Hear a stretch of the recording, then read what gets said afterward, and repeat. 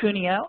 I'm going to be a facilitator today on our webinar. We have several other guests, both that will be talking about examples of work they've done in the field, as well as giving you guys a perspective on how to work through a data and evaluation framework and develop one for your Urban Promise Zone.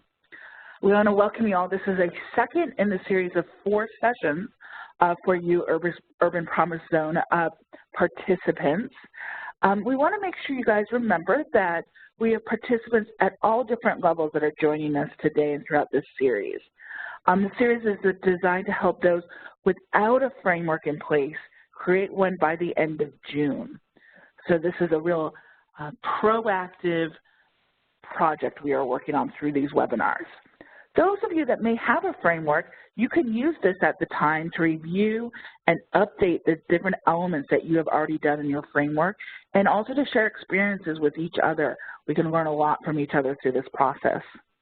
Part of the goal is that PZs to get to know each other a bit so that you can continue to support each other after the webinar series is finished. We have folks who participate in webinar 1, but we may also have some new folks here. So we think there's going to be something for everyone today, and we really hope that you guys are able to engage throughout it. We did have some challenges last time for some folks that weren't able to join us through the WebEx platform. You're only able to call in. We believe we resolved most of those issues, and we're hoping that we have, but as Chantel mentioned, if you're still having any challenges signing on and able to look at our slides, please email her at trainings. Again, she mentioned that's plural, so S at the end, trainings@hudexchange.info. Help you get situated there. Just to be safe, we also sent out PDF of the slides to everyone who was registered, so you can follow along as you need. For that purpose, we're actually on slide 4 now, and I want to introduce you to who's going to be on this webinar.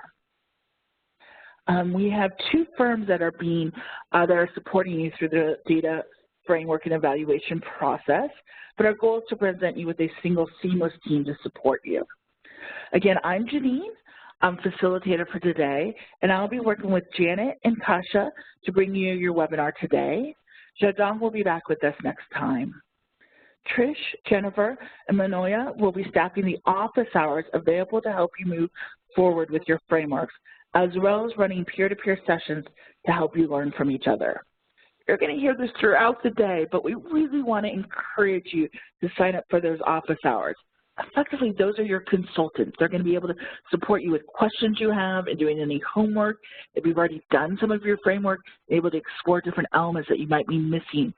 So I really want to encourage you, and you'll be hearing how to sign up for that later today, and you'll also be hearing probably a few more plugs on that. So we want to encourage you to utilize those office hours and join the peer-to-peer sessions. Some of you might remember from the first webinar, we are trying to engage you in multiple different ways. It's 2 hours, and so as brilliant as my colleagues are at speaking, we do want to break this up to keep you guys engaged, but we also want to make sure you retain the information provided and make this a lively 2 hours for you. We will be engaging you in polls and quizzes and whiteboards. Don't worry, we'll not be grading you on any of this. So please, please, please engage as much as you can. Want to make sure we've asked you to mute yourself during this session. So when you have a question, feel free to unmute yourself.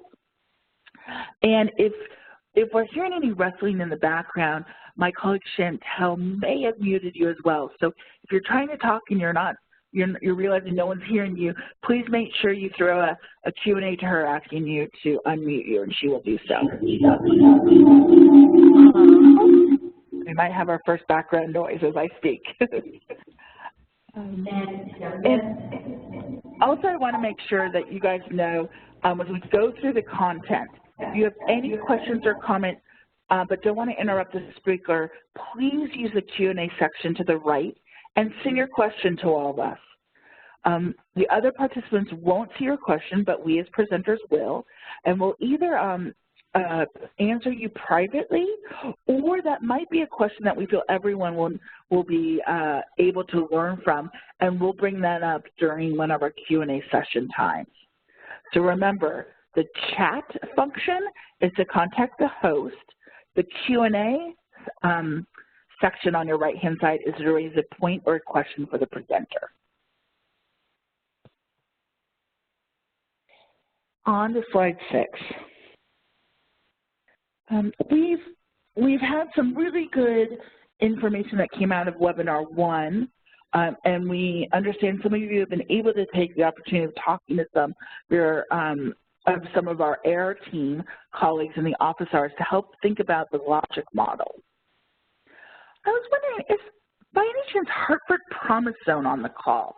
We'd love to hear a little bit about your time with AIR team office hours, maybe what you'd be willing to share, any questions you might have that you were able to get answered during that. Anyone from Hartford on? And if you are and have muted yourself, you'll need to unmute yourself.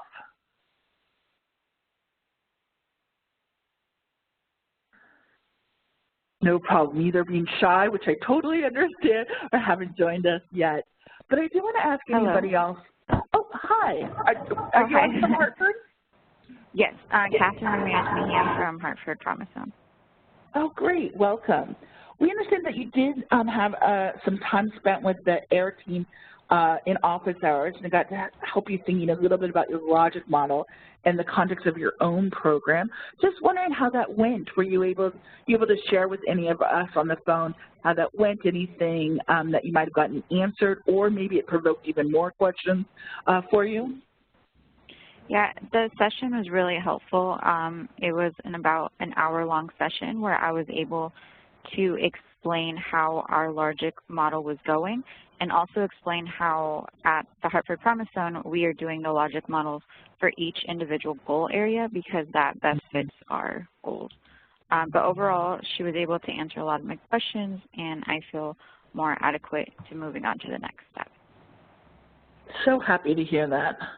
That's great. I think that will hopefully prime you up also for the homework after this webinar session, and we'll go over that at the end of the day too. And that's really taking you to that next step of getting you to the end goal of developing your own data and evaluation framework. So great to hear, and great to hear that you guys are doing a logic model for each area. That's definitely something we're hearing from some of you out there that you're feeling you'll need to be doing. Any other questions you guys might have as a follow-up from webinar 1 that you'd like to ask at this time? Again, don't forget to unmute yourself.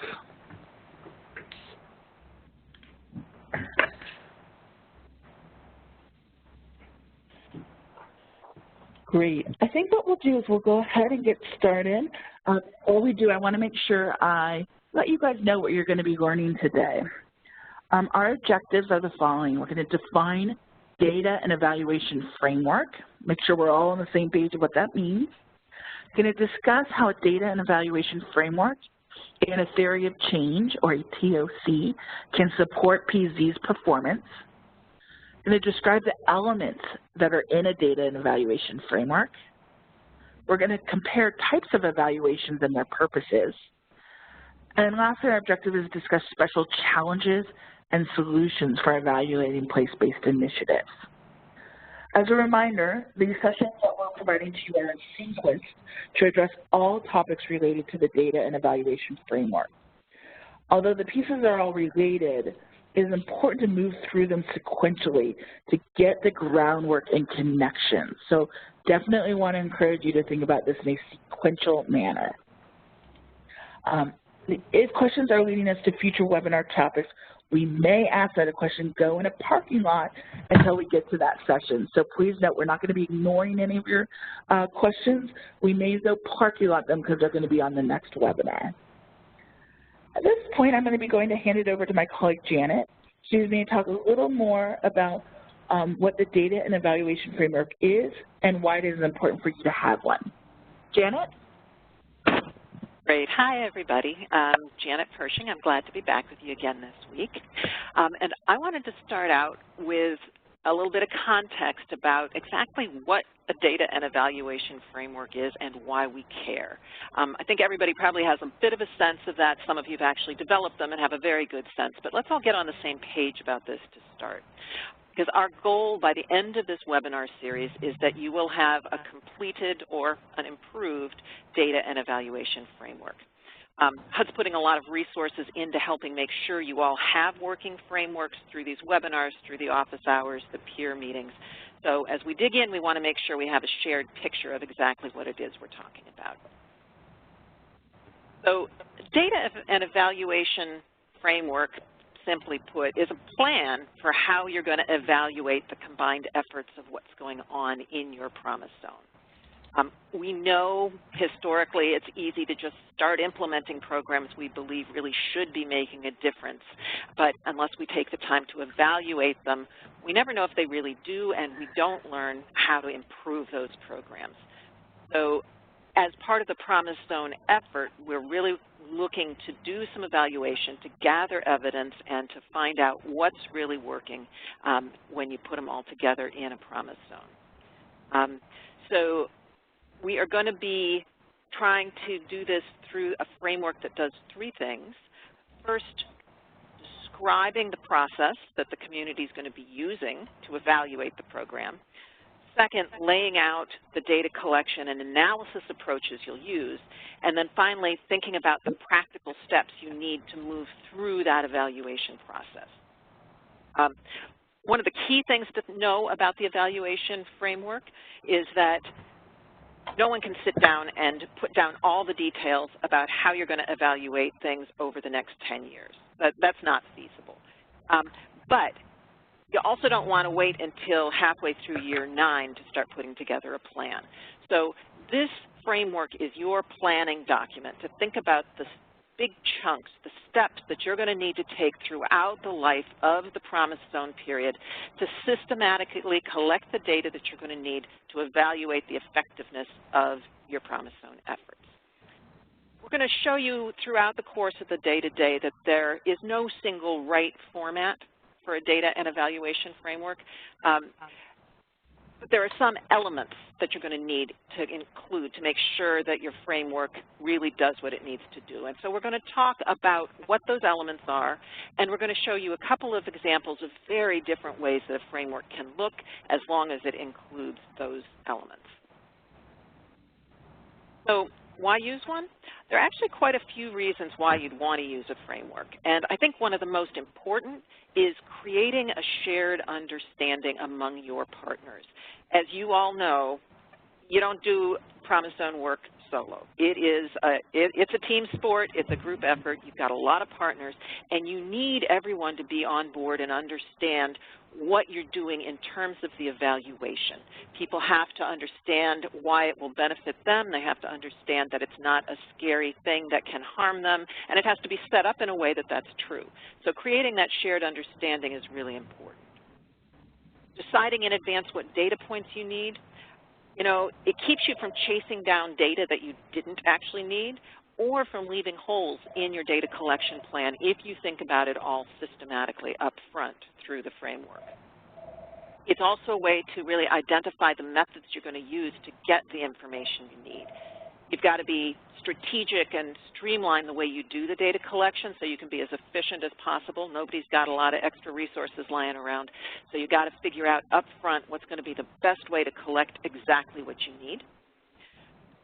It gives you a chance to really think through how you're going to analyze the data, because when you begin with the end in mind, as they say, it really lets you make sure you're honing in on getting the right data to do the analysis you want to do in the end.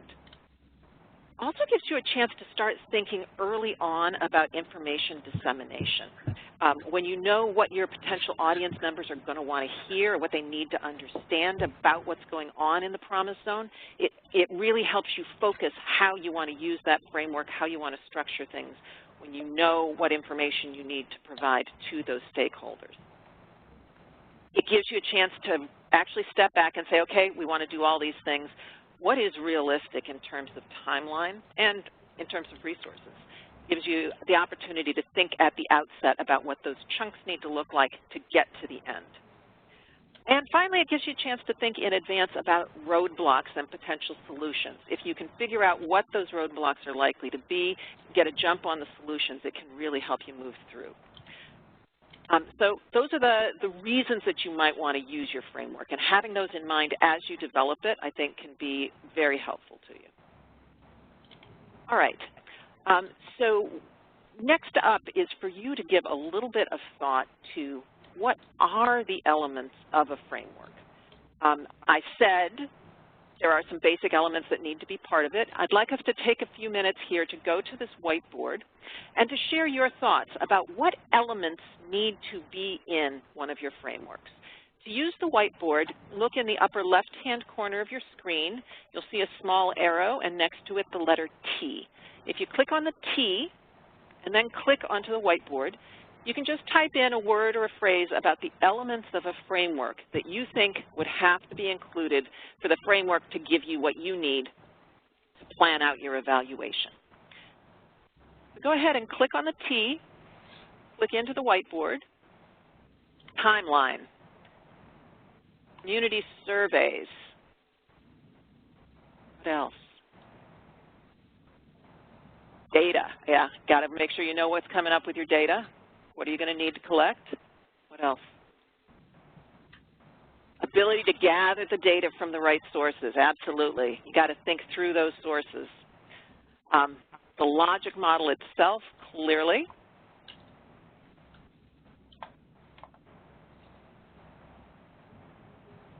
Anything else come to mind? Data governance, that's a really good one. Not one you necessarily think of right off the bat, but really thinking carefully about how that's going to work. Research studies, yeah, what are you going to draw on? Evaluation questions, yeah, exactly. What are you going to be asking? Yeah, the questions you have to answer. That drives everything.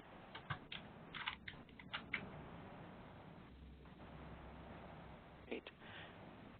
All right. Let me move us back to the webinar now, and I can give you the list of the elements that we had in mind, very much in line with the pieces that you all were thinking about. That theory of change, or the logic model, and or that we talked about last week, all those elements needs to be kind of the grounding of your framework. You then need to think about your evaluation methods, and there are a lot of elements to the evaluation methods. You have to think about the evaluation questions, the evaluation design, the sources you're going to use, how you'll collect them, how you're going to analyze them, how you're going to do the data visualization. All of those pieces are essential to understanding how you're going to do that evaluation. We're going to tackle a couple of those items, the questions and design, today. Several of them, the data sources and the analysis and visualization, will come back in webinars 3 and 4. The framework elements are also going to include the reporting and dissemination strategies and, of course, the timeline and resources. So all of those pieces are really important to being able to articulate where you're going and making sure you've got your resources in place to make it happen. I'd like to share with you just a couple of snippets about what a framework might look like. We're actually going to look at these in some detail later. This is just a quick preview to do an eyeball of what it looks like, because the fact is you can do a framework in a whole lot of different ways. The one that you're looking at on the screen right now is from the Sacramento Promise Zone. It's just a midsection of a piece of their framework, which, as I say, we'll look at a little bit more later. But you'll see what they've got here. They talk about their evaluation purpose, their core questions, what information they need, how they're going to get it, and how they're going to share the results. You'll see that the titles don't exactly match the words I was using when I listed the elements of a framework, but conceptually, they're catching all of those pieces. They're also doing a beautiful job of presenting it with colors and nice fonts and the whole 9 yards. So your framework could, in the end, look something like this. But obviously, when you're first starting out, you're not ready to do something quite that dramatic and elegant in terms of presentation. So here's another example of a plan that someone put together, a framework, that's really purely text-based. In this case, it's not attractive in the way that the other one was, but it actually has the elements that you need. This document goes on, but you can see on this first page, they have their evaluation questions, they have their design, they have their data sources and collection. So even though it's not presented in a visually appealing way, all the content is there. And when you are starting out to put together a framework from the outset, this is really what matters, is that you've got the content covered and you've thought through the issues. You can get to making it more attractive for presentation later as long as you have the basic content. What we are going to be providing you as part of this webinar series is a template that you may choose to use as you put together your framework. Now, I want to start out by saying if you already have a framework, you're partway into it, you've got one you're happy with, there is absolutely no requirement that you use this framework. But for those of you who don't have one yet, the framework that we'll be giving you, and we'll talk about the parts in detail later. Again, this is just a quick eyeball. This gives you a place that you can systematically collect your theory of change and logic model, your evaluation methods, talk about reporting and dissemination, activities and timeline, and the resources you're going to need in a very organized, fill-in-the-blank kind of way. So we'll be talking about that, and this actually is going to be part of the homework that you'll look at this time. Again, can't say it often enough, don't worry that you have to use this template. It's there for your convenience, but not absolutely mandatory. And within any given section, you may take some liberties. So for example, you might find that the theory of change and logic model, you actually want to do it in a slightly different way than the visual that we gave you last week. As long as you've got all the elements in there, that's absolutely fine. This is to help guide you to make sure that you're thorough and have all of the pieces that you need.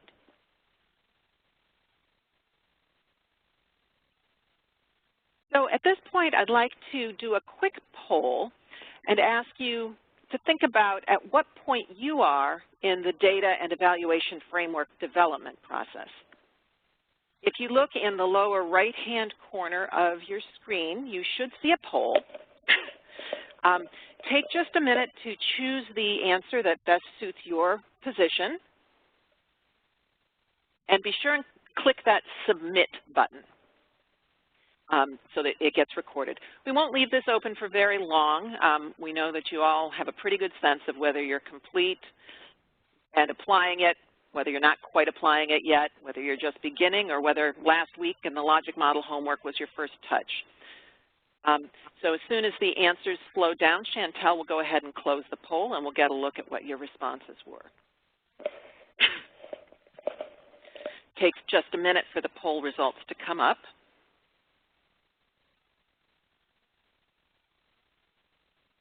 There we have. So it's kind of evenly divided. We've got a couple of folks who have completed and are actually using, 5 each who have completed a framework but not really applied it yet or are just developing it, and 3 who just began working last week. So quite a wide range of where you are in this process. So I'll just mention that for those of you who are just getting going, this webinar is definitely geared to what you need to get to a framework that you can begin using by the end of June. For those of you who are further along and are already using it, we hope 2 things for you. One is that you will be able to share some of your expertise with the others who are getting going on this process, and as we get to some of the discussions later, be able to share some of the tips and tricks that you have had as you've gone along. And that you also, if you already have a good solid framework, that you have a chance to step back, think about it again with a little bit of distance, talk to your partners, and maybe make some incremental improvements. So we hope that this series has something for everybody. All right, so I'd like to step back for a minute and make a couple of connections for you so you can see some continuity between what you did in last week's homework, where we were trying to develop that logic model, and where we're heading today with this framework. So last week we talked about the importance of the theory of change and the logic model. And you're going to see those concepts coming back again and again. They are the fundamental cornerstone of your framework. Whether you spell it out in a logic model that looks like the one that we gave you to use last week or in some other fashion, you are always going to want to start with a theory of change and then describe your resources, the activities you're going to use to get there, the outputs, and the outcomes.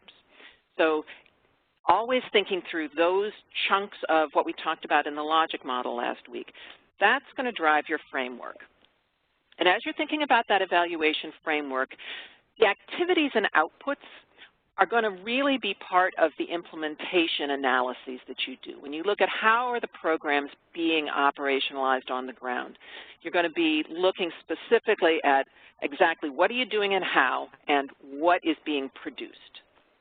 The outcomes evaluation is really going to focus on what happened from all those activities and outputs. Was there really a change in the community, and did you get the change that you expected based on your theory of change?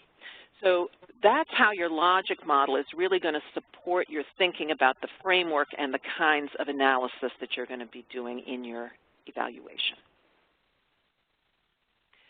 I do want to mention that in a logic model, there's often a lot of information, and you all have limitations on the resources, time, money that you have available to devote to this evaluation. So you need to be okay with, as a community, deciding that not every element of your logic model is going to be evaluated. Honestly, some of the longer-term outcomes you may not be able to evaluate because they're not going to materialize until after the program cycle is over. But you will be able to look at some of the shorter-term outcomes during the process as long as it fits within the scope of your resources. And as you think about that 10-year scope and developing a framework, keep in mind always that that framework is a living document. We'll actually see some examples of this as we look in more detail at the samples later, but it's not something that you can sit down on day one and finish. You're going to do your best cut at it now, and you will keep revising it over time. So if you're new and are feeling at all intimidated by the thought of doing a framework, keep that in mind. This is your first cut through. You're going to make your best shot at the whole 9 yards, but you and your partners will have a chance to go back and continue refining over time. So from here, I'd like to go ahead and turn it over to Kasia, who's going to go into those framework elements in a little more detail.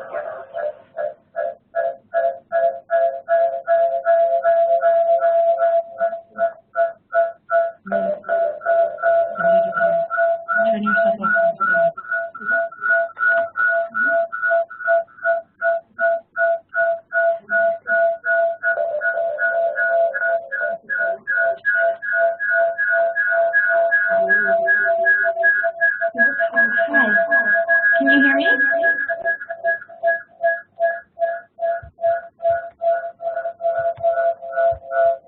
Technical difficulties. So thank you so much, Janet, for introducing the framework to us. We listed a whole lot of elements of the framework.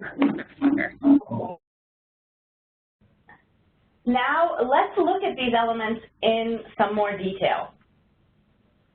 To begin, we are going to start always our evaluation with our evaluation questions, the things we want to answer through our evaluations. A lot of times, you might all of a sudden have access to a new data source and say, oh, this would be great for us to find out more about how our program is doing, or you might be required to do some sort of evaluation. However, in order for your evaluation to truly be successful, you always really want to start with your evaluation questions, and they should always drive your evaluations moving forward. When you are drafting these questions, you want to make sure that you encourage all stakeholders to participate in this conversation to reveal what they really believe the evaluation should answer. Your evaluation questions should be stated clearly, and they should clearly align with your logic model. And finally, be prepared to refine your questions as you work through the evaluation plan. For example, you might start with a very, very broad question that's vague, as for example, did the program work? Before you start your evaluation, you want to make sure that you talk with all the stakeholders and get their points of view on what they believe that means. How do they believe the program working will look, so that you could operationalize your questions and so that you could then decide what your indicators are going to be going forward for your evaluation. So you start with your questions and then you begin to think about operationalizing them, and through this whole process you talk about it with your partners. Once you have settled on your questions, then and only then do you begin to think about your evaluation designs. And what do we mean by the evaluation design? It's how you're going to go about answering the questions you set forth in your evaluation. There are many forms of evaluation designs here. We will look at 3 that we think are specifically helpful in your context. Every evaluation should always be grounded, as Janet said earlier, in a strong theory of change, and should be based also on your logic model. Once you've finalized your question and you start deciding on your evaluation design, your evaluation questions are going to be really what drives which of these options you're going to choose for. So for questions where you really just want a quick measurement of change, and that can be done frequently over a period of time while your evaluation is going on, you might really settle on a performance measurement design. This design allows you to review the performance of your selected indicators on a monthly, quarterly, or yearly basis, or any other time frame that you've established. And you can use this to adjust the flow of resources or to make mid-course corrections in your program operations. Sometimes performance measurement, you may also hear it referred to as performance assessment, and however, we really think of it as a form of evaluation design. The one thing I wanted to also point out is in a performance measurement design, you're taking measurements of how your different outputs are performing, but you're really not attributing whether the change in those outputs is a result of your program. You're simply just measuring how are they performing over a certain period of time. Another design that you might use is the process implementation design, and this design allows you to assess what the program does on the ground. It involves analyzing how the program activities are being delivered, and this design allows you to assess the quality of the implementation, which is critical to maximizing the program's intended benefits and demonstrating that the strategy of your program is effective. Now, with both of these designs, you're really not measuring the impact of your program. Every single time you really want to say anything about whether your program caused the desired change or your outcome, you're going to be looking at an outcome and impact design. And there are 3 ways you can assess this sort of causality of your program. The first is very simple. It's a pre and post test. Basically, you administer some sort of a test before participants join your program, and then you administer another test once the program is complete, and you compare their results before the program to after the program to see whether there was any change. Here, you're not able to compare the results of this group to any other group that has not had this program. So in order to get a more rigorous type of evaluation, and in order to be able to have this comparison between people in the program and people not in a program, you're either going to have a quasi-experimental design or an experimental design. In a quasi-experimental design, during the program, you are going to statistically match participants to other participants who might not be involved in the program. And the experimental design is really the gold standard of these outcome and impact evaluations. And in this design, before the program begins, you're going to put certain participants in a control group and certain participants in your treatment group or the group that's being administered the program. And then you're going to see at the conclusion of your program, was there a change between the control group and was there a difference between the control group and the group that was receiving the program? All three forms allow you to say something about causality, but really the experimental design is the strongest and in terms of making sure that you can fully say, my program caused this result. Before we continue talking a little, digging into these designs more, we wanted to review an aspect from last week's webinar, from the webinar 1 2 weeks ago, and we also wanted to have an opportunity for you to start thinking about forming research questions.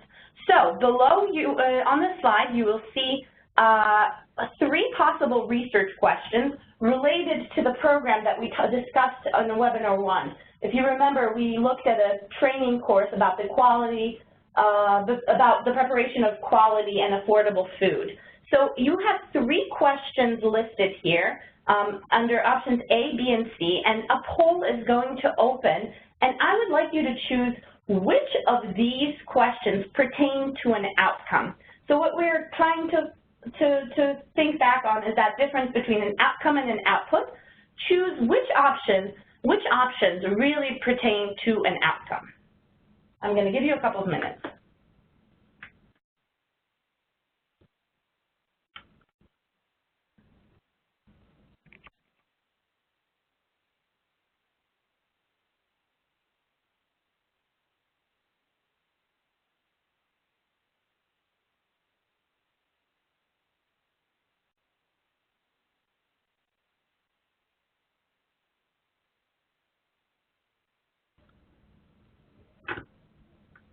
Oh, okay, we're going to be closing the poll. And let's look at some of your options, at your answers.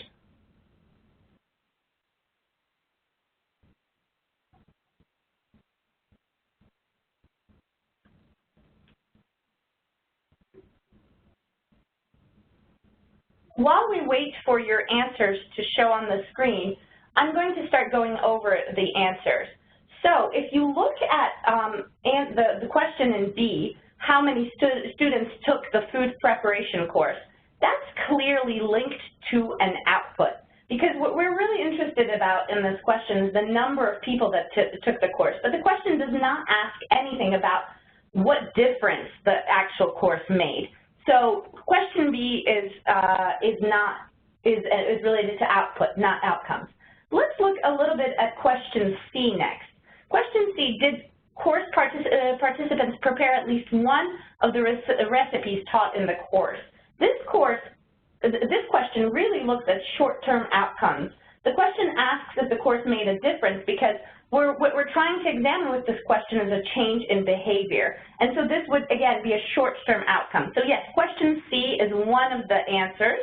And now let's look at question A. Question A is also an outcome. So if you chose option E, question A and C, give yourself a big round of applause. You got the correct answer. And again, question A, we're looking at that long-term outcome in it. We're trying, food security is not something that changes to that will not happen overnight. So in order for participants to get to that change, they really have to seriously implement the meal preparation program in a sustained way over time. So that question is really trying to get at a long-term outcome. Okay, now that we had a chance to look through these questions, let's step back and think about how our questions are going to help us decide on the evaluation design. As I've already stated, your question is going to be the driving force behind the design that you're going to choose. So if your question is asking you about your outputs, for example, like question A, is the first question, that first row, is the project reaching the intended number of participants? Well, again, here we're clearly asking about outputs. And anytime you're looking at just outputs and you're not trying to attribute them to your programs, you're just trying to see, what is happening and not trying to understand why it's happening, you are going to look at a performance measurement design. And those are usually, again, because you're not attributing your outcomes to your program, you're just measuring them, those are usually happen on an ongoing basis while your program is happening. The second question, are activities being performed as planned? That tries to get at the process that you are using in your program, and that will be more of a process implementation design. Now, our final question, did the participants experience any changes in their knowledge, attitudes, and behaviors? Clearly here, we are trying to get at outcomes.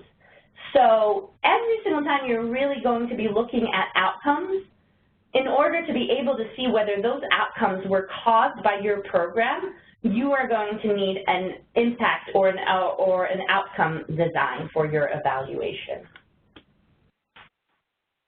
With that said, I'm going to pass it to Janine to see if there's any questions.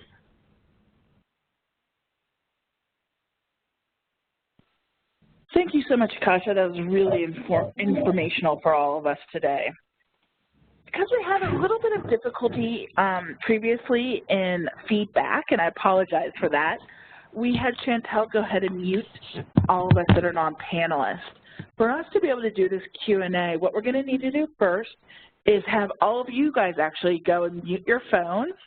If you've entered the WebEx by audio for computer, please make sure you go ahead and mute yourself by audio for computer. Now that you've unmuted yourself, she'll be able to unmute all of us, which will be great. And then therefore, if you guys would like to ask a question, we'd love to hear them. You can unmute yourself one by one, and we can share some of your thoughts. You can also type in a question in your Q&A box, which is on the right-hand side where you were doing the polling. Look for Q&A, and go ahead and type any of your comments there. We'd love to hear your voices. And then also I want to just remind you guys, if you're having any technical difficulties, please feel free to use the chat function to let Chantel know, as well as you can email trainings@hudexchange.info. I do see we have a few questions that I'm going to start with, and then we'll also go to see if anybody has any verbal questions. This one is asking, would a problem zone need to design an approach for each of the programs or interventions taking place? Or would we need to evaluate each of our activities identified in the logic model? Colleagues, do you guys have any thoughts on this? That's a really good question.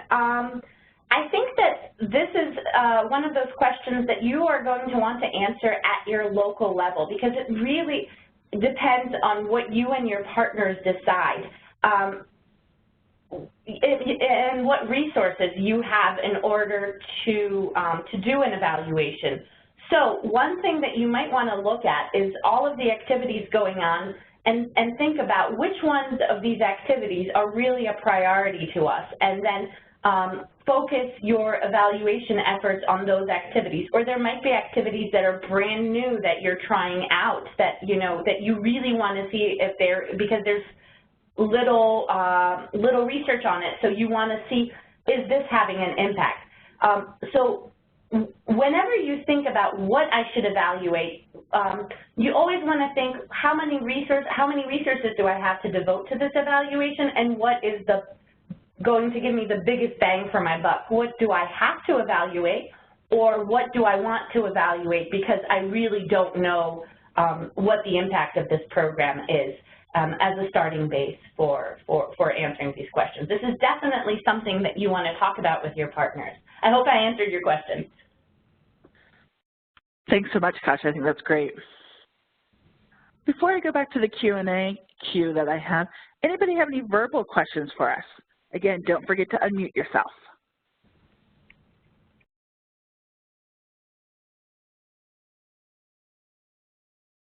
All right, let me go into another question I see. How would you measure a change in outcome as increase in knowledge? Thoughts, colleagues? That's a very good question, and we are actually going to look at that in great detail in an upcoming webinar, in Webinar 3, when we are starting to talk about data collections and selecting your indicators. But just to give you a little bit of a snapshot and a preview of what we're going to be talking about, that really depends on how you operationalize what that change of knowledge means. And in order to operationalize it, you will usually do some sort of a pre-test and then a post-test, or you will administer a test to the people who are in your program and not in a program, and then see whether there's a change in the outcome. And again, if it's too big, we will definitely get into this more in our next webinar. A little preview. Any questions verbally? Again, please make sure you unmute yourself.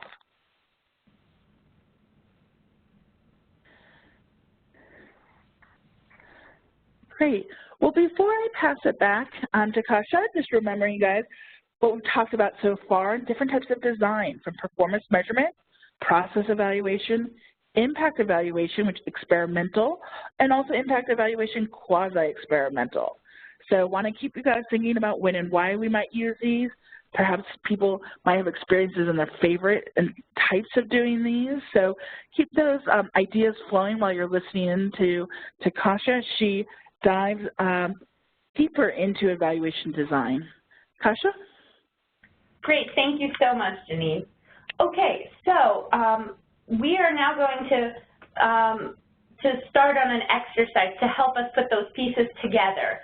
So which research question, we are going to now present you with several research questions, and we want you to think about which, based on your understanding, which of the research evaluation designs is best aimed at answering each of these questions. So in the next couple of slides, you will first see a research question, and then you will see a poll pop up. That poll is going to provide you different evaluation designs, either a performance measurement, a process implementation, an impact, or using an experimental method, or an impact evaluation using a quasi-experimental method.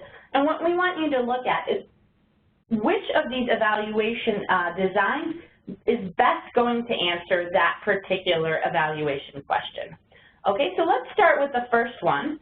Our first evaluation question is, what services and investments were implemented and delivered? Take a moment to think through that question and let us know which of the 4 designs do you think would be best suited to answering that question.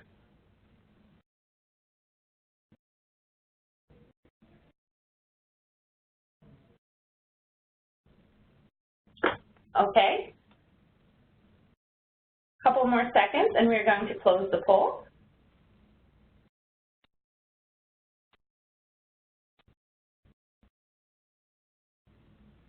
Okay, we are now going to close the poll. And as we wait for... The poll is closing in about 15 seconds. Okay.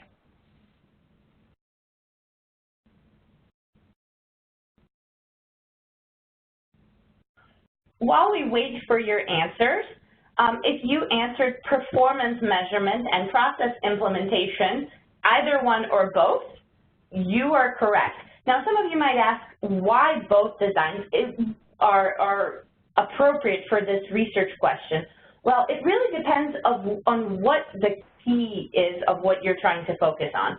If you want to simply know how many services were delivered and how many were implemented, that would be more of a performance measurement design, because again, you're just quickly measuring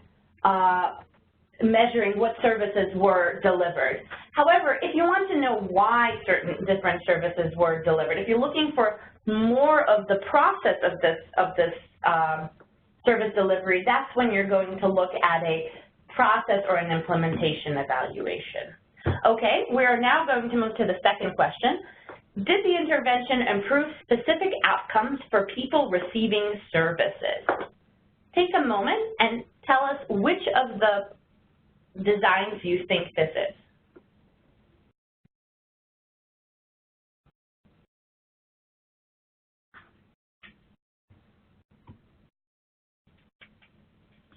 We are now going to close the poll.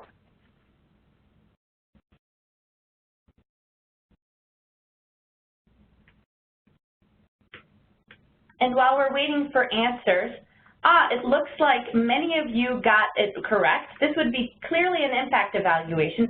In this case, both the experimental and quasi-experimental design would be appropriate. I see many of you chose the experimental design. Now, why would both be appropriate? It really depends on how you structured your study. If there was a comparison group that was assigned through random assignment, then it would be an experimental design. However, if you didn't have that at the offset and you were trying to match your participants through matching and not through random assignments, then you would be using your quasi-experimental design.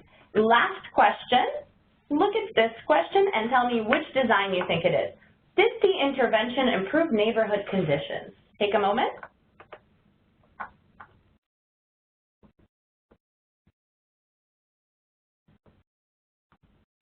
Okay, and we're going to close the poll.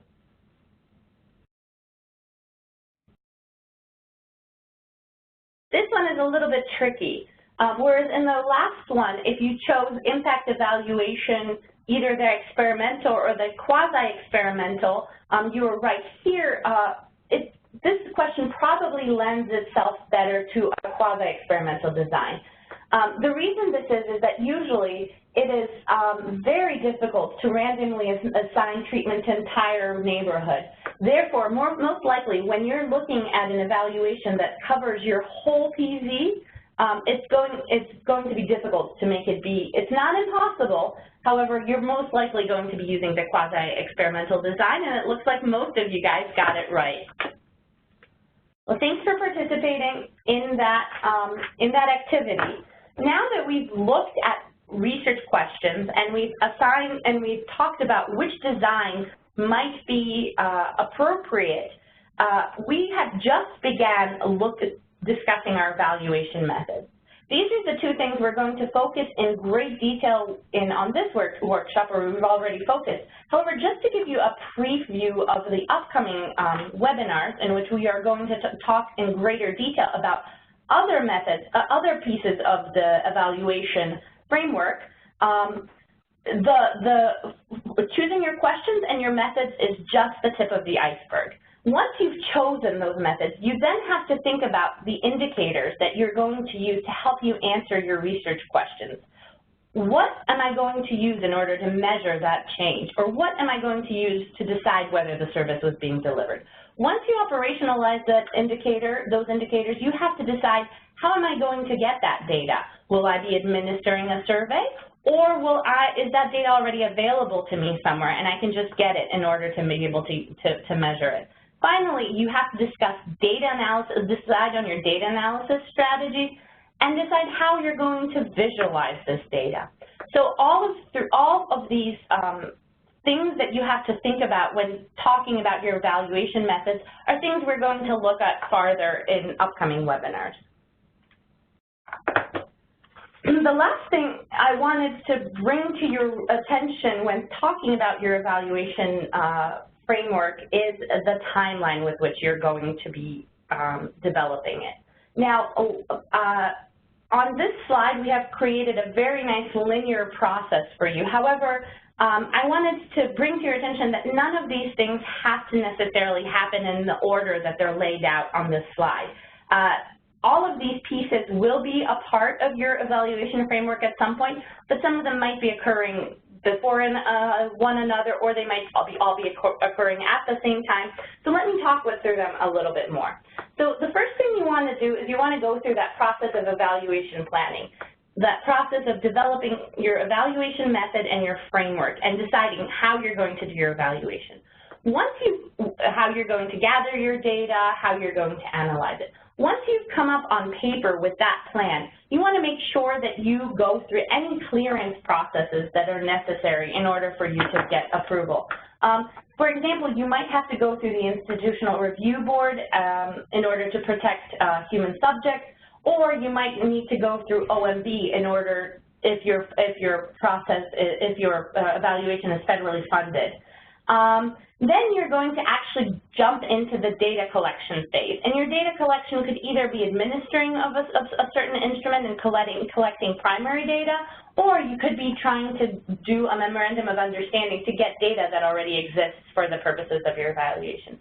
Finally, you're going to think about how you're going to analyze your data and which visualizations you're going to use. And finally, you're going to start writing your report and disseminating it among your stakeholders.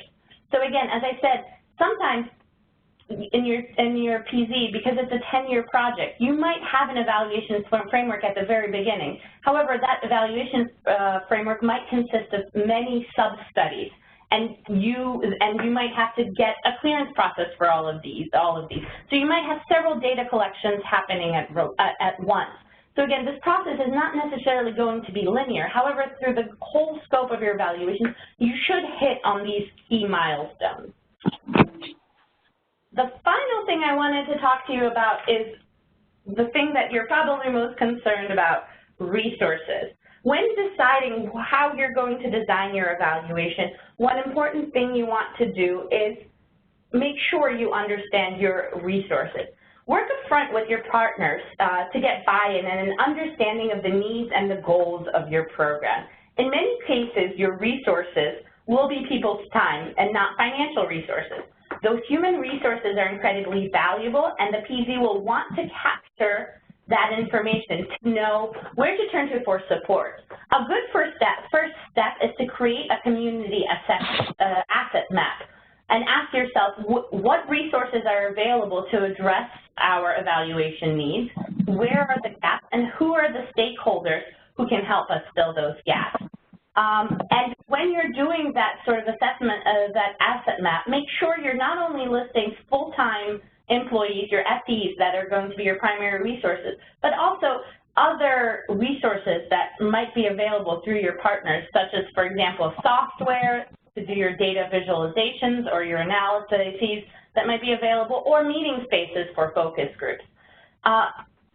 You want to make sure that your resources are pulled in a systematic way, and that there's a process, a system, and the shared responsibility. And the community asset map can really help you with this. And finally, you want to make sure that you've established a realistic purpose and scope for your evaluation. And with that, I am going to turn it over to Janine again. Thank you again, Kasia. This is great information. Now we have a couple of questions that have come in. We'll go ahead and either be responding to those one-on-one via the Q&A, or also bring that up in the next Q&A section that we do. Before we do that, I'd love to take a step back and talk a little bit of a bigger picture about the data evaluation framework. We've talked about so far why you need one, the elements that go into it. We've discussed evaluation questions and choosing an appropriate design. We've also talked a bit about timeline and resources. There's definitely a number of more elements that are part of the data evaluation framework that will be coming up in webinars 3 and 4. But for now, we're going to be really stopping with quote-unquote new material for today. And rather, we're going to be shifting our focus to hear from some of the folks out in the field about what they've been doing, as well as discussing and brainstorming as a group some of the barriers that we're finding and solutions that some of you might be finding as well. So therefore, we're going to turn to two of our colleagues from the Sacramento Promise Zone, Carolyn and Deb. They're going to be talking a bit about the on-the-ground realities of moving from a theory of change and logic model, which you developed and reviewed and refined from your Webinar 1 homework, to a data and evaluation framework. As someone who spent her formative years in Sacramento, I'm really proud to pass this off to Deb and Carol to talk about Sacramento. So Deb and Carol, please make sure you unmute yourself, introduce yourself, and take it away.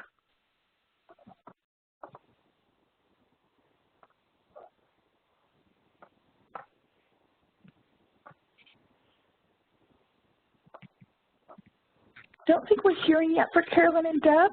Are you guys unmuted? Please make sure you do so.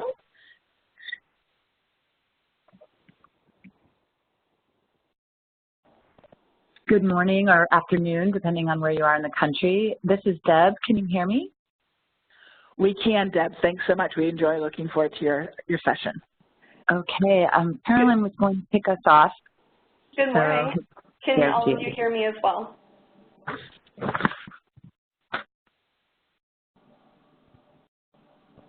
Yes, we can hear 2 voices now. Oh, perfect. Okay, thank you. So, good morning, everyone. My name is Carolyn Abrams, and I'm a research data analyst at the UC Davis Center for Regional Change. And we've been working as the Sacramento data partner. And today I'll be presenting with my colleague Deb Morois, who is the principal and founder of Converge CRT. She's been serving as a consultant on this work as we partner with the Sacramento Housing and Redevelopment Agency. Next slide, please. Thank you. And one more as well. Thank you.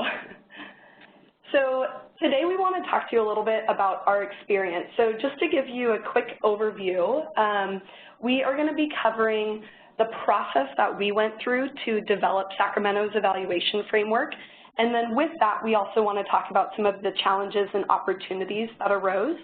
And then we'll briefly touch on a recommended approach for all of you as you move through this process of developing your own evaluation framework, and then we'll have an opportunity at the end for discussion, and we welcome any of your questions, and hopefully we have answers for you. Next slide, please.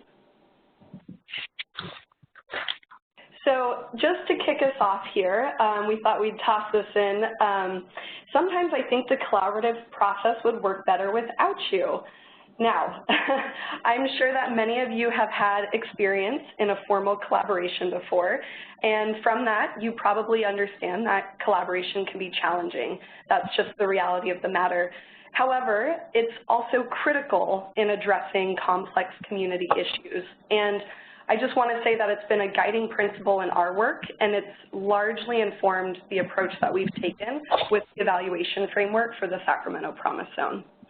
And to provide all of you some context before we run through our presentation, and of course we'll have an opportunity to touch base on this a little bit in more detail later, but we did want to explain that as we developed a framework for Sacramento, it was really developed as a menu of options, I would say. So this is basically a way that we decided to move forward to provide a variety of tools and options to support different efforts that are happening within the Sacramento Promise Zone.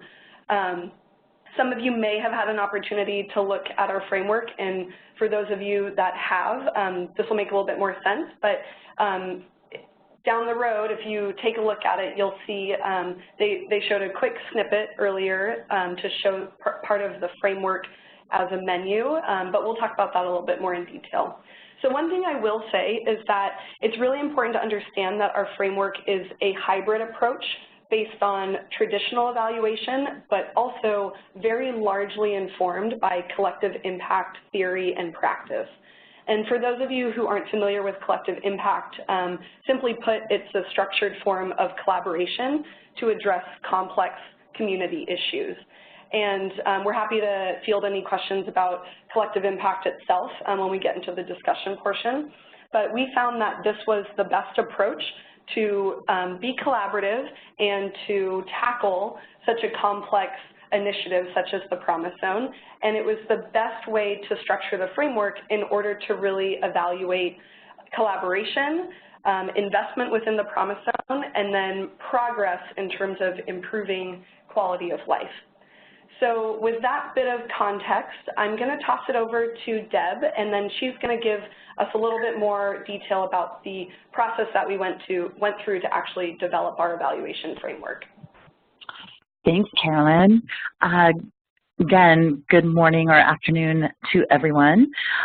So I'm just going to briefly talk about the process we went through of developing our framework, and wanted to give a little bit of context. When we started, I think a lot of the Promise Zones are in very different places now, but we started discussing evaluation very early on. It was February of 2016 when we first started having specific discussions between UC Davis Center for Regional Change, the Sacramento Housing and Redevelopment Agency, HUD, and my firm, Converge Consulting, Research, and Training. And as a result of those conversations, we decided to engage a university class, a graduate class in community development that was run at UC Davis to assist with doing some of the initial research for the evaluation framework. And the students were able to, in the spring quarter, it was very fast, 10 weeks, in the spring of 2016, interview about 22 stakeholders, and community engagement was a really foundational part of the development of this evaluation framework. And it was crucial early on. What we learned from those stakeholder interviews really changed the direction of our process. And we interviewed a range of people from public agencies, nonprofits, school districts, philanthropy, universities, community colleges, and so forth, also health clinics. So we really had a good sense of the wide range of capacity, challenges, and opportunities that stakeholders were concerned about with regards to evaluation, and Carolyn will talk with you more about that. So after the stakeholder interviews, we really spent time, the students produced an initial report that provided some immediate and long-term recommendations to the Promise Zone leadership. And we spent the summer more deeply analyzing the content from those interviews, doing follow-up interviews, a very extensive literature review, and also creating an advisory group. And the advisory group was a smaller group of more evaluation experts, people who are very familiar with research methods and evaluation approaches and techniques, and included folks from universities, private companies, consulting firms, as well as stakeholders from HUD, the Sacramento Housing Redevelopment Agency, and local school districts. And that role of the advisory group was really to serve as thought partners and to provide some review of our draft products. One of the things that I would also say that we participated in along the way that was really critical was staying engaged with the webinars and technical assistance opportunities that were provided through HUD, as well as participating in various opportunities that came through the White House at that time. One of them was a civic hackathon, and I don't know if folks on the phone have ever heard of this, but Sacramento participated in that, and the Promise Zone was one of the featured options that people could come up with ideas for data visualization. And one of the key things that this process allowed us to do was really start to build relationships with key people in the city, in the information technology world, and both in the city itself and with private firms and tech volunteers. So that was a really important step as well. Let's see, I think that about covers. Once we did our research, that took us past the summer and into the fall, and then we started writing the guidebook. That process took a little bit of time. Carolyn did an amazing job. Thank you for the shout out with the design early on. It is an elegant design, and just wanted to let folks know that that was really an in-kind offering. So all of this work was done with very little seed money that was provided from the university for this first step. And once the guidebook was completed, the first draft, we rolled it out by sharing it with the redevelopment agency and the VISTAs, getting their feedback, making revisions, and then took some time to roll it out into the community with workshops and webinars. And with that, I'll pass it back to Carolyn. Great, thank you, Deb. I appreciate that. So as we move forward, we want to talk a little bit about the challenges and the opportunities that came out of this collaborative process. So Deb gave you the high-level overview of all of the different steps that we took in order to get to this final evaluation framework that we have right now. And through that process, we realized that there were definitely some challenges along the way. And as Deb mentioned, one of the most critical parts of that collaborative process involved the stakeholder interviews. Those largely informed our work, and they were really a point that helped us pivot a bit, and it really shifted the direction that we decided to go in as we developed this evaluation framework. So through this process, some of the challenges that arose is we realized that there's a limited understanding of the promise zone. That was true in Sacramento as the initiative was just getting underway. So in year one, we were noticing as we spoke with people that people had a range of, understanding. Some people were on board, they knew exactly what Promise Zone involved, they knew what their role was, and other folks maybe had heard of it, they weren't, entirely clear on what the expectation was down the road, and that was understandable. As any initiative gets started, there's going to be that initial learning curve. So that was one piece of the project. And then through those stakeholder interviews, we also found that there's a range of capacity and resources to actually evaluate. So especially when you're thinking about local, nonprofits or CBOs or smaller agencies or whatever it might be, as all of you know, the reality of the situation is that the Promise Zone doesn't necessarily come with monetary support. So with with these limited resources and the understanding that typically evaluation is seen as an added burden to folks who are already doing full-time jobs or multiple full-time jobs for their respective organizations, this can be really challenging. And so this is where I'll mention briefly that we really had to take into consideration this range of capacity, and from that we decided to develop 3 different levels of evaluation that could potentially be implemented in Sacramento. And knowing that as new partners came on board or as more resources became available, some of those evaluation approaches could change and they could become more complex or more advanced. And then finally, the last 2 go hand in hand. So we also found that there were a lot of concerns about data collection and sharing, and with that, accountability and shared credit. So both of these revolve around evaluation, and with data collection and sharing, typically there are privacy concerns when it comes to data collection and then sharing that data, especially with sensitive populations such as children or youth, if you're getting school data, but then also just having the bandwidth to collect data or access existing data resources.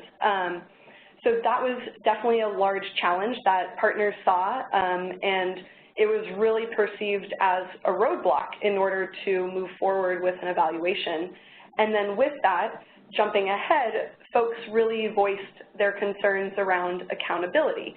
So taking into consideration the fact that the Promise Zone is a collaborative endeavor and that you have multiple partners at the table, there is also the concern that not everybody will be held accountable to contribute, and then when there are successes, not everyone will be able to share that credit. So that was voiced repeatedly to us as well. And these were all challenges that we had to take into consideration as we thought about how we wanted to design an evaluation framework.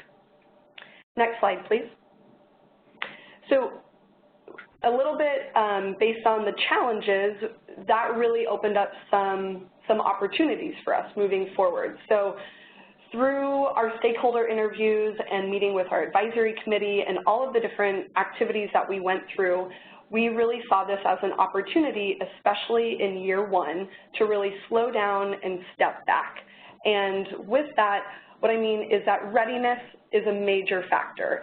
In order to be effective, especially with a 10-year initiative, everyone needs to have a shared understanding of what we're trying to accomplish. And that's even more critical when it comes to evaluating. So slow down, step back, that sort of helped us, like I said, we shifted in our approach to what we were planning to do. I'll mention, originally we were thinking about creating evaluation templates that we thought might be useful for the action teams to use, and then we quickly realized, oh no, that's not what people need. And so instead it morphed into this evaluation guidebook and toolkit that folks could access and use to support their evaluation activities.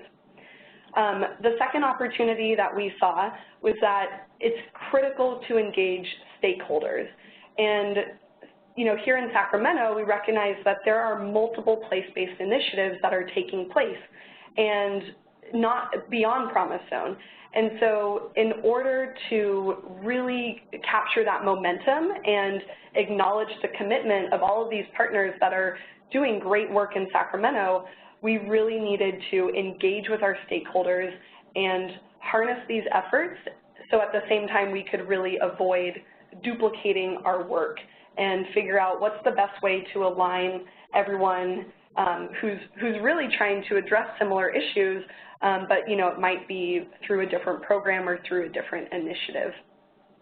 And then finally, another opportunity that we identified was pursuing creative avenues to conduct evaluation. As I mentioned, there are limited resources that come with Promise Zone, but also just limited resources in general. You could be a large organization or a small organization, and I'm sure you feel that limitation when it comes to resources.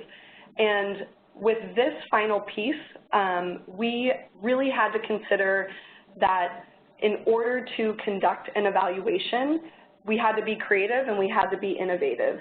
And these are still things that we are working through in order to really implement this evaluation in Sacramento. But from this, I will point to one very specific part that we outline in our evaluation guidebook, which is the Learning and Evaluation Council that we ended up recommending as a model for collaborative evaluation. I will speak on this briefly, but if those of you who are interested in a little bit more detail want to take a look at it in the guidebook, it's on page 28, and we're also happy to answer some additional questions.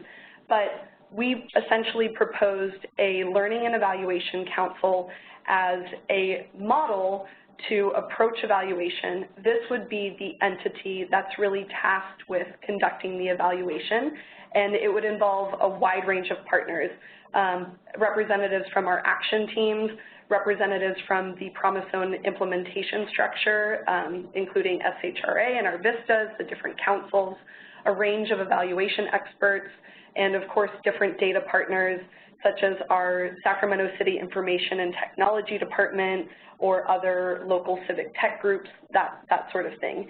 And really this would be the body that would serve as thought partners and provide expertise and engage the community in that evaluation process. And I won't go into too much detail just in the interest of time, but again, I'm happy to talk about that in a little bit more detail later on. Next slide, please. Okay, so understanding that there is a short time frame between now and June in order to really develop an evaluation framework, we had a couple recommendations for an approach that other Promise Zones could take as they work through this process. So first and foremost, you must establish a shared understanding of the Promise Zone in your own respective city. And with that, it's understanding what the Promise Zone's purpose is and the intended impact.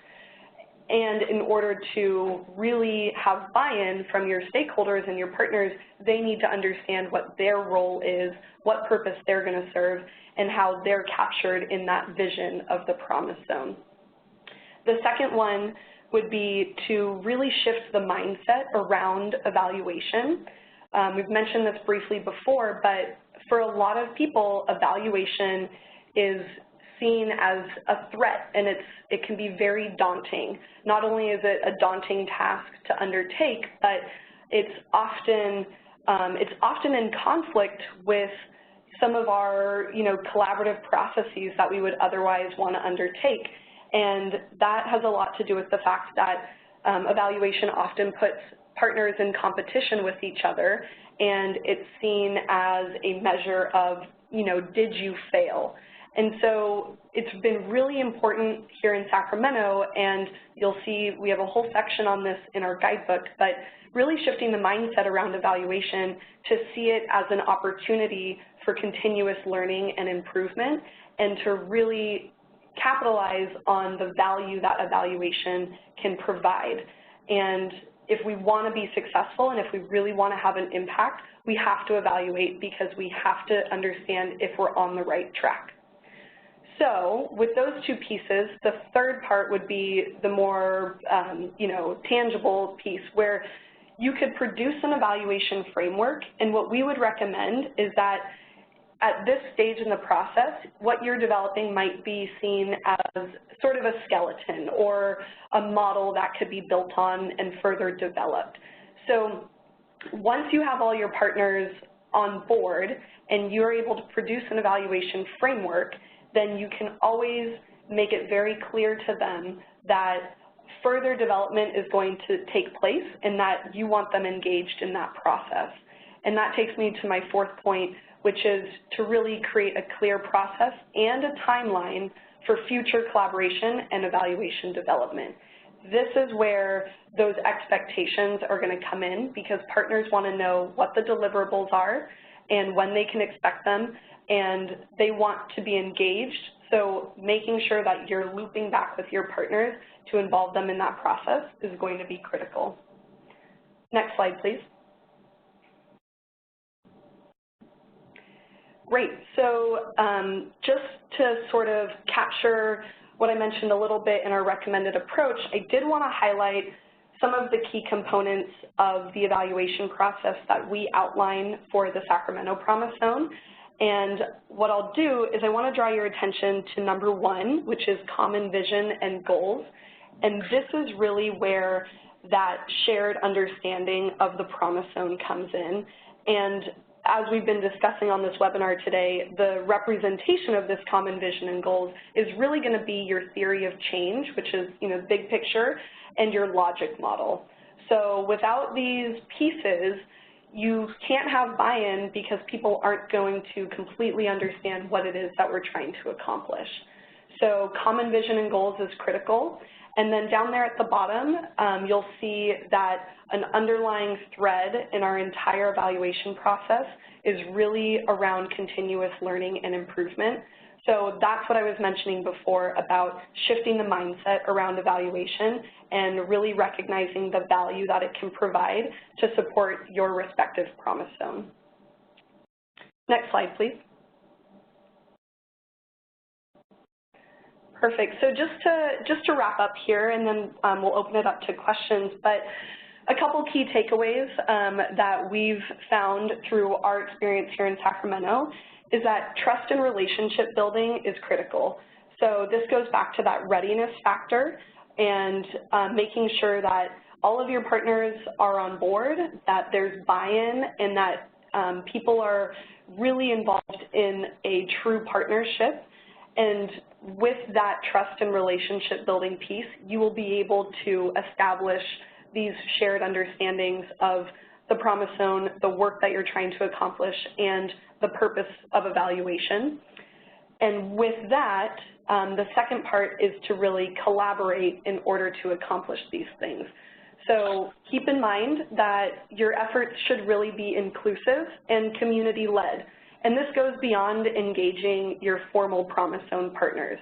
So you can think, resident engagement, youth engagement, really, what other partners need to be at the table. And finally, for clear expectations and follow-through, this will be essential in order to maintain the trust and collaboration that you've established. And this is really going to be a major factor in your long-term success moving forward.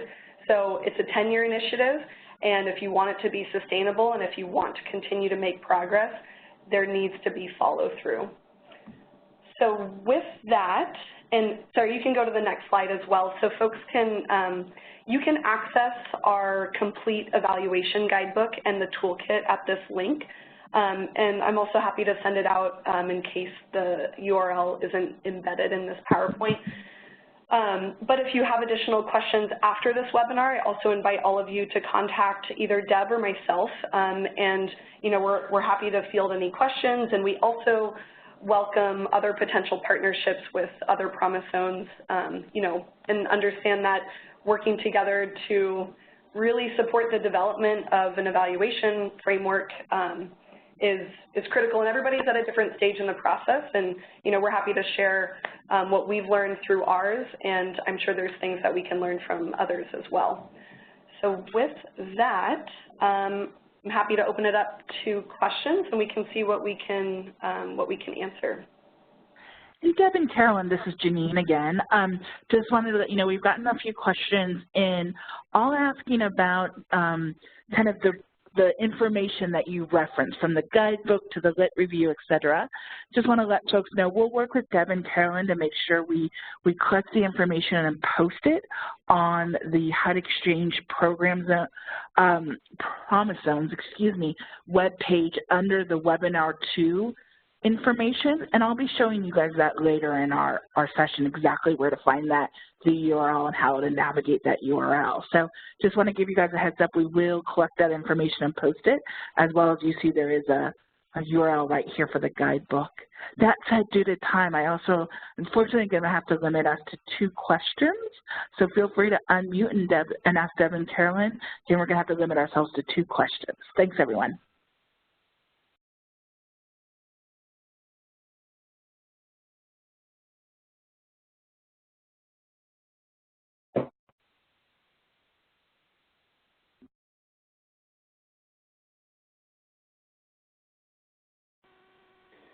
One question we did get in, I think is a general question, but Deb and Karen, if you guys have any knowledge about this, I think it would be really helpful, is do you have a sense of kind of the estimated cost and time of actually implementing research design, you know, similar to what Kasia and yourself has described today? I think people are really interested in understanding the resource allocation time as well as potential costs.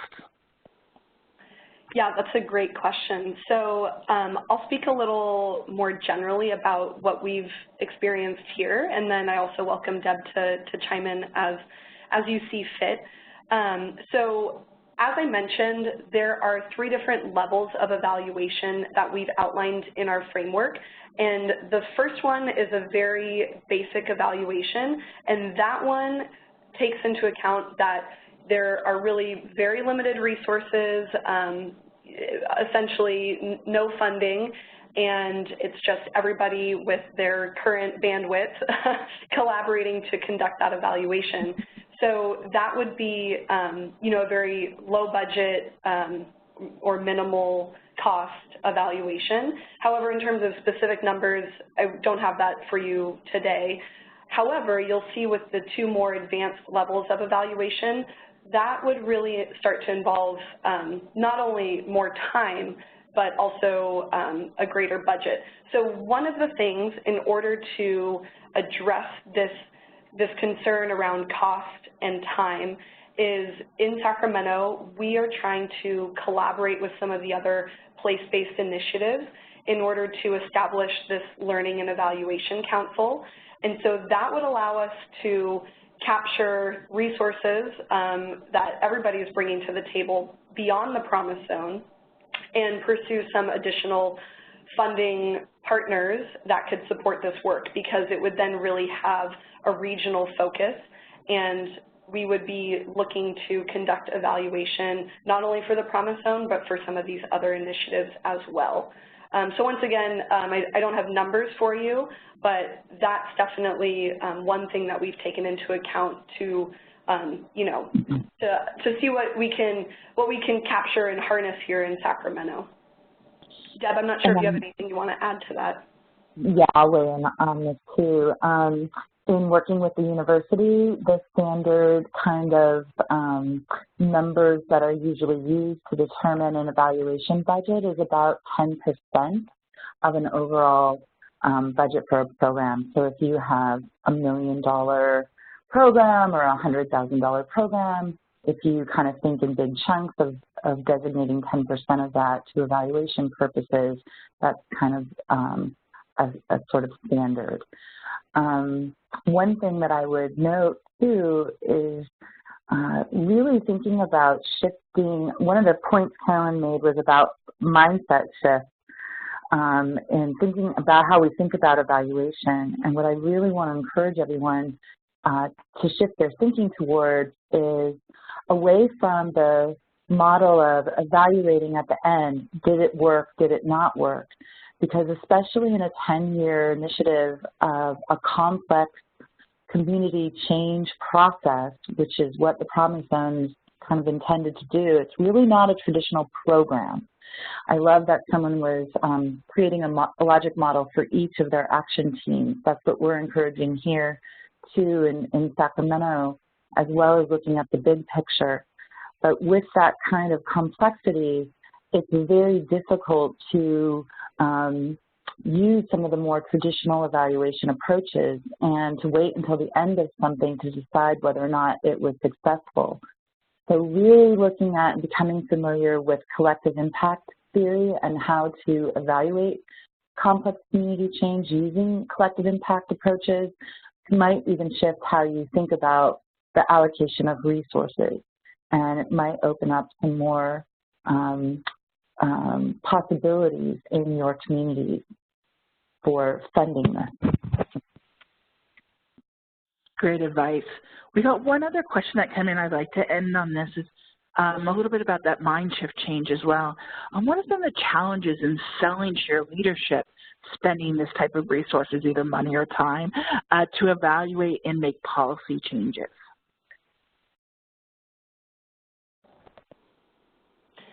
I'm sorry, could you repeat the first part of that question? You cut out briefly. Oh, yeah, and my apologies. So they're asking kind of what challenges you guys faced in selling to your leadership, spending the resources, time, money, to evaluate and make policy changes. Great question. And again, Deb, feel free to chime in as you see fit. So I would say that conceptually, there is a lot of buy-in because, like I've mentioned before, beyond the Promise Zone, a lot of these efforts are already happening in Sacramento. A lot of place-based initiatives are being spearheaded here, and we have that momentum. And so in terms of leadership to, really think about some of these complex community issues from that, place-based approach, people have an understanding and they want to see a greater impact beyond, just simply, what are some outputs of, of an initiative, really what can be the outcomes and the impact. And I think a lot of these initiatives also have the support of, local philanthropic organizations, and some of those folks here in Sacramento definitely adhere to the principles of, systems change and really, making sure that whether it's like a policy impact or, in taking some other shape or form. So that's great, but I think the resources have been harder to harness. But with that, as we've moved forward with this idea of doing more of a regional learning and evaluation council, there seems to be more traction with that, because then it's not one single entity that needs to come up with the money to fund this work, but it's everybody kind of bringing their small pots of money to the table to make that happen. So I'm not sure if that answers your question completely, and Deb, I don't know if you want to add anything else. Yeah, I'll raise a couple of other challenges that we've seen. One is there's a concern about proving, through evaluation, did the Promise Zone do what it was intended to do? And making sure that an evaluation is really focused on the activities of the Promise Zone and being able to show results that way. And what's challenging about that is if you really want to change the things that are going on in your community that have been long-standing causes of poverty and the associated impacts of that, it is not one single intervention. It's not one single program that is going to make the difference, and especially over a long period of time. And so, again, the collective impact model and approach to evaluation really emphasizes improving, not proving, and attribution, not, and looking at contribution of all the various players and not just attributing change to one single factor. We know that that's not really how real life works.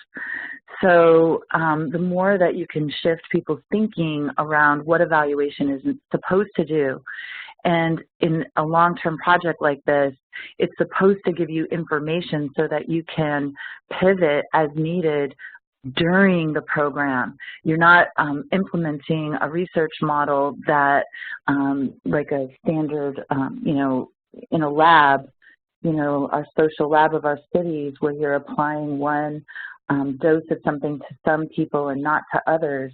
It really doesn't work like that. So really shifting how we think about evaluation and what its purpose is and what we can learn from it is one thing to help that along. And then another challenge, and this will sound very familiar, especially to those of you who, when you heard the 10%, 10% of a budget to evaluation, that's a hard hurdle to get over when a lot of people want to see as many dollars as possible going towards actual programs. And so you really need to make the case, and I think Carolyn's point to engaging as many partners as possible, and so many programs need evaluation, and so if you can do more of a meta approach that meets the needs of multiple parties, then although that is also introducing some complexity, it introduces a lot of buy-in as well. That's excellent.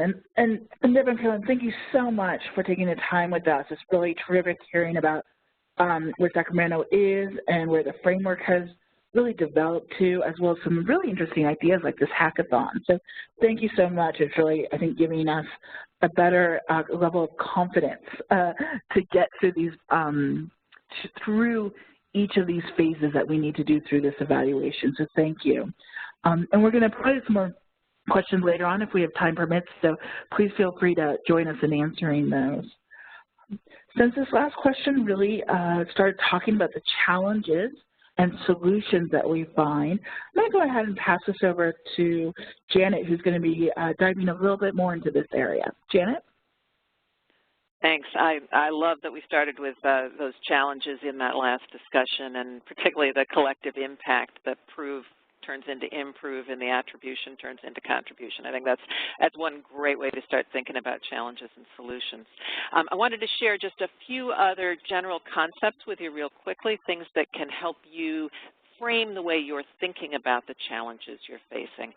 I think the special challenges that face a place-based initiative are not going to be new to you. There's been some research on this and folks on the ground who've looked at them. And here are a couple of categories of things that have been coming up. One is that neighborhood-level changes are pretty hard to detect when you're working with individuals through individual programs. Looking at that broad-level neighborhood change can be hard to find. With service saturation, if you have an intensive array of services going on, it can be really hard to identify which particular components are contributing to which particular changes. There's a lot of confounding factors. It's hard to really establish an evaluation that's going to address those challenges. Third one is the idea about a standard treatment, that any individual may get a different amount or type of services, so it's not completely standardized. You've got a whole broad array of objectives going on, so it's multidimensional in terms of health and housing and education and employment. And it's multi-level with people and places, geographic areas. And so studying those at different levels can be a real challenge. And finally, things happen at a local level. The programs are created based on those local opportunities and relationships, and the program's mix, it emerges based on what's going on in the neighborhood. So with all those challenges, there actually are some things that you can do as solutions. They're not one-for-one in general, so I'd like to just kind of run through the general types of solutions, and then I'll show you a little chart that helps think about which types of solutions can help address which types of challenges. So the 4 solution areas that we wanted to mention are high-quality performance measurement. This is something you can actually be doing as you go along and looking at how the various programs are performing, catching that baseline information and continuing through the life of the program. Being able to assess the type and amount and cost of those activities is really important to letting the evaluator document exactly what's going on and support good analysis over time. Locally focused process studies can help gather information and document the experiences of the managers, the partners, the participants. All of that can help interpret what's happening in this complex situation within a promise zone. We talked about the theory of change, and in fact, Deb and Carolyn mentioned it too. A really well thought out theory of change can help make a compelling case about causality and what's going on in the promise zone. That's why you really want to see a logical chain of arguments coming out through that theory of change, especially in a place-based initiative where you have multiple interventions that are really expected to magnify each other and to work in tandem. You have to have a theory that is inclusive of that concept. And if you have that, then you can go on to some rigorous evaluation of selected links in that chain. This is really important because it just won't be possible for you to evaluate every element of every program that you've got going on in the promise zone. But what you can do is to target your evaluation to key links where you actually can do some rigorous evaluation. So experimental or quasi-experimental design may be very difficult in many aspects of your initiatives, but you may find some places where you can do mini evaluations of key elements, get some information about whether and how they're working in order to support your theory of change, or if you find that they're not working as expected, to back up and question your theory of change. So being able to carve out those mini spots where you can do some small evaluations in those links can be really valuable to you. And what you find is that for each of the challenges, some of the different solutions can be beneficial to you. So that high-quality performance measurement is particularly helpful in helping to really identify what's going on when there are changes that are hard to detect because you're looking at exactly what's going on in the different programs. A locally focused process study can really get at what's going on with a number of the different challenges. So if you're doing that locally focused study, you can get a good sense of exactly what's happening within the saturated service area, zoom in on those small pieces, really figuring out which elements in the population may be receiving similar treatments because you're looking at that local level, and to really look at the locally driven goals and think about what exactly is being done and be able to really document that. That all is going to then feed into being able to look at all of those challenges from the lens of your theory of change and ultimately being able to pick some of those links to evaluate in some depth. I think what I'd like to do now is to come here to an illustration of a couple of evaluations. Folks have been asking about, can we see what one of these looks like? I gave you a preview earlier, and so what I'd like to do is to just share and walk through very quickly 2 of those evaluation plans. Essentially what I'd like you to take note of here, and we did talk through the basic outline of this. The simple data and evaluation framework that you saw early on, it really does begin with that theory of change and logic model. It moves on to talk about evaluation methods. And it really gets into some details about the design, the data sources, how they're going to do their analysis, how they're going to do their reporting and dissemination, and really what their timeline is going to look like and what their resources is going to look like. So we've got that simple structure. Folks who are asking what does it actually look like when it's put together, that's really what it looks like. This is all of 4 pages, and it lays out all of those elements. So as you're thinking about your first cut, it can be as simple as that, with a logic model and a crosswalk of how your evaluation questions fit with your design, your data collection, and your analysis. What's your structure going to be for doing this analysis? On the other hand, you can go to where the Sacramento Promise Zone has been able to go, and I'm not going to talk about anything in detail, and you won't have a chance to read this, but I would like to highlight some of the sections they have in here because I think it can give you a really good sense to answer some of the questions that have been coming in through the Q&A. So let me first come to this section. As you put together documents that are going to be going out to the public, you may want to think about a background section. This is not something that we've put in our template, but we really found that this was a helpful piece about what the Sacramento group did to provide some of this background so that somebody who picks up the document has a good sense of what it's doing and what their overall strategy was for putting together the evaluation and how they address some of their evaluation challenges. Another piece that I wanted to show you here is this kind of high-level look at their framework. What this does, and you can see across the blue line here, it really lays out, in parallel more or less to a logic model, what were they trying to accomplish, what are their core questions, what information did they need, what did they have to collect, and how are they going to report it. But they didn't just do that once for a single look at things. They did it here for a basic output evaluation. You can see on the next page they also did it for an enhanced outcome evaluation and an advanced impact evaluation. Deb and Carolyn talked about a menu approach, being able to select the pieces that you can tackle. You can see how they really have broken this down into a couple of pieces that they will tackle individually with slightly different questions and different approaches for each of those. Being able to do it in chunks using that menu method is a really smart strategy. So wanted to flag that for you. You'll be able to come back by following the link we'll provide to look at this in more detail if you want to do that. Another question that folks had asked about is the logic model and thinking about it for a big project such as the Promise Zones.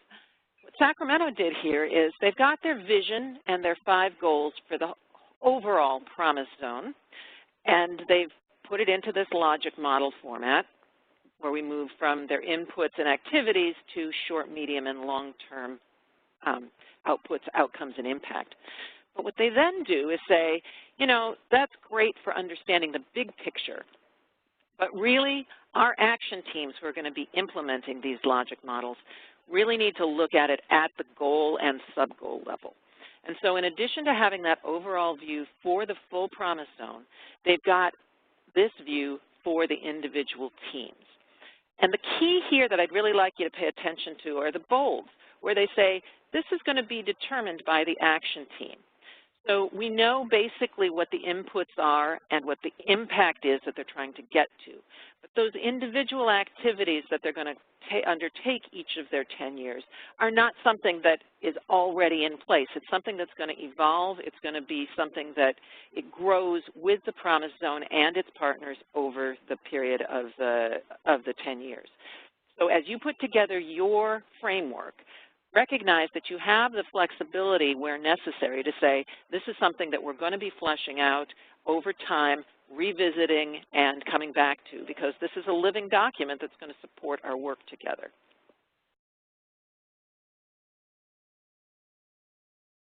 also wanted to flag this page for you. This is another nice little summary document that Sacramento did, a page within this document, where you can see the goals down the left-hand side and the sub-goals in the middle. So you can see they've got a lot going on. And what they've done is really put together the indicators that they intend to boil this down to as they try to evaluate what's going on in those sub-goals. What are the indicators they're going to use? And trying to get that down to a nice manageable number of indicators that are clearly tied to those goals, and laying it out so that everybody involved is able to see what they're planning to use. They also did talk quite a bit about their community engagement and data collection, and this page here shows you the wide variety of methodologies that they're thinking about using. Don't know if any and all of these would be relevant to others, but definitely taking a look at these concepts and seeing what they're thinking about may give you some inspiration about how you may collect data from your community and engage them in your process. And then we've got some next steps here that they've laid out. One of the things that people have asked is, how do I actually lay out how I'm going to implement this framework? And this kind of set of steps is really important. You obviously can't do every sub-step that everybody's going to do for 10 years, but at this level, it is really helpful. You can look at things like number 5, which is talking about the annual partner survey. Clearly, there are a lot of steps involved in developing and implementing and analyzing the survey, but they've got it down here as a single element so they know they have to do it and they put it into their work plan. Same thing for number 7. They know that they're going to have new vistas. They're going to need to get them trained. They're going to need to do that regularly, so it's in their next steps. Or take a look at number 14, apply for funding to support more advanced forms of evaluation. If you feel like you want to do more evaluation than your community has been able to generate, this is an opportunity to really think about how can we apply for more over time. And the last page I'd highlight for you here is this one, where they're really thinking at the outset about how they're going to be telling their story and what their cycle of reflection is going to be like. So I think you want to take a look at all of those and think about what that may mean for you and your look at your framework. So with that, I'm going to hand it over here to Janine to take a look at your homework for the coming weeks. Great, thanks so much, Jane. For the remaining few minutes, I'll be going over the homework that we have as well as resources available to you. Excuse me, we're not going to hope that this assignment will provide you, this homework we'll be giving you, is moving you toward getting you to a data evaluation framework completion. And then you can revisit and further refine that later on in the future, but right now we're trying to get you to that place where you get a framework completed, or if you already have one completed, making sure that it is refined and includes the elements that we've discussed here today. As Janet mentioned, we've provided a fillable template, and we'll be speaking to that as we describe the assignments for you to tackle between now and webinar 3. But we're discussing frameworks can really take many forms. The important thing is this template is one example of a data and evaluation framework. It is not the only way of doing it. She just gave 2 great examples of ways other individuals have done it, communities have done it. And so I want to make sure you understand that this is a template. The importance is that you have included all the elements in your framework if you already have one completed. And if you don't have one completed, feel free to use this template. It's going to be an excellent guide for you to get you through your evaluation framework. Again, you're going to have 3 weeks between this webinar and the next. We gave you a little extra time so you can tackle this because the framework is really your fundamental, your foundational piece in doing an evaluation. I'll be providing a URL to get you to your homework in the next few slides. But for right now, what you'll be having is 3 major resources that's going to be showing up on this URL, the HUD Exchange. One is going to be a Word document that really is summarizing this assignment.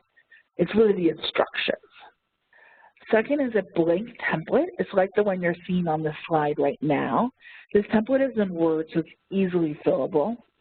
And then we also decided to give you a sample template. And this is going to give you a sense of the level of detail you may want to begin with as you complete your first iteration of the framework.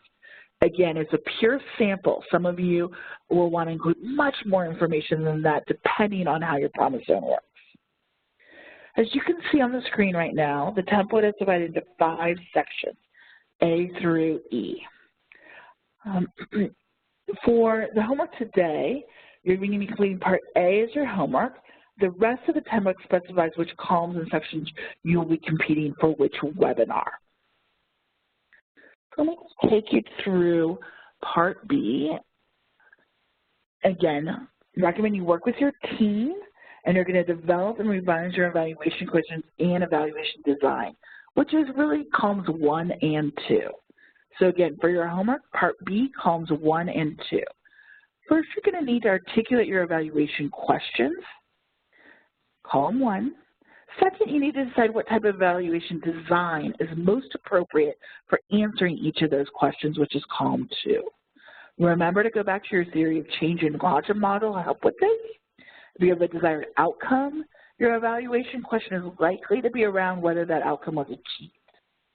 You can see in the sample that we're providing to you that we've indicated for each sample evaluation question which type of outcome it was associated with. Again, you can use your logic model to guide you in forming these evaluation questions. Also, let's keep in mind what we discussed earlier. You may not be able to evaluate every aspect of your logic model. The key is that you have a sound theory of change, and you can evaluate key elements. And from there, you'll be able to draw conclusions about whether the program is likely to lead to the outcomes that you're seeking. Again, the example here is only a sample. You may have many or few questions as you want, and you also may have a different template that you are using. But the goal here is to think about evaluation questions and evaluation design. Again, we're only doing columns 1 through 2 in this up to webinar 3. Following that, you'll be doing columns 3 through 6 for later week homework. We also want you to engage in Part D. You're not going to be doing, as I've said, all of these Part A through E in order. Don't worry about that. Follow the instructions homework as you do it. So we're doing Part B, column 1 and 2, Part D. In Part D, we're going to be asking you to do 2 things. First, we want you to list the activities that will need to be completed to answer the evaluation question. And second, we want you to think about the approximate time frames for those activities. Remember, some of the activities may take place only once. Others may be periodic or ongoing. So you'll need to think a little bit about that. And also one thing you want to think about is that activities can be listed at varying levels of detail. So don't get too caught up on one being longer than the other. It's your first cut at developing these. We kind of listed in the sample a pretty high level. You may want to refine those as you go and determine how that will look.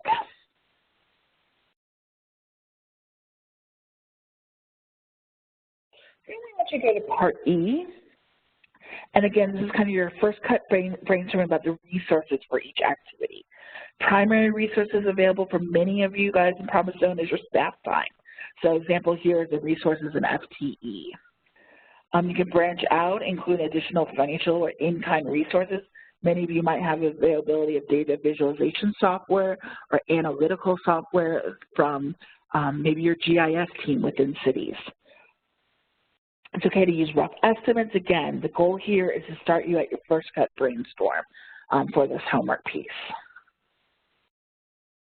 I'm going to take you guys to, oh, I apologize.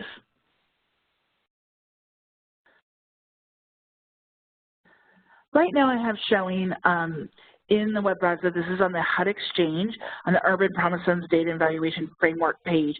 Hopefully many of you are familiar with this. If not, I want to take 2 seconds on these resources. We have this by session, so you can go back and listen to the first session as you need. As we are in today's session 2, you'll notice homework instructions, data evaluation framework template and sample. We've also put up there the Sacramento Promise Zone data framework that Janet really went in depth on, as well as the AmeriCorps Food for All framework that she also included.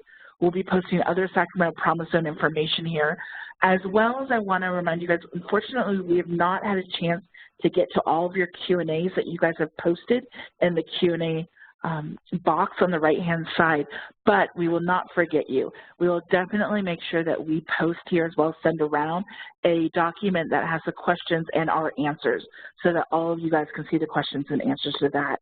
We'll post it here and send that around.